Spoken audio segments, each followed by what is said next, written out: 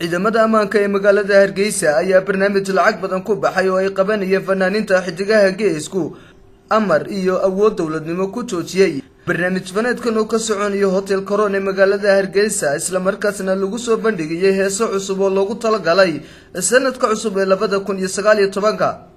ciidamada ayaa fanaaniinta ugu galay hotel Coron isla markaasna kooxdaas dibadda uga soo saaray hotelka ciidamada ammaanka oo fulinaya amarka wasaaradda diinta iyo awqaafta Somaliland ku mamnuucday in aan la xusi karin sanadka cusub ee 2019 sidoo kalena waxay albaabada u soo xidheen hotel Coron oo barnaamij faneedkan martigeliyay wasiirka diinta iyo awqaafta Somaliland ayaa horu shaaciyay in xukuumaddu ay mamnuucday in wax barnaamij faneedyo ah lagu qabto caasimadda Somaliland ee Hargeysa hase yeeshee hay'adda shaqaalaha dawladda ayaa maalintii shalay fasaxday guud ahaanba shaqaalaha dawladda Somaliland xuska sanadka cusub dartii shaqaalaha wasaaradda diinta iyo awqaafta ayaana ka mid ah xafiisyada sanadka cusub shaqada ka nasanaya fanaaniinta Somaliland ayaa sanad kasta soo saara heeso cusub kaas oo fankan casriga ah uu si weyn u soo xoogastay 8 sanadood ee wasiir Khaliil hayay xilka wasaaradda diinta iyo awqaafta waa Maxamed Andar CNA TV magaalada Hargeysa.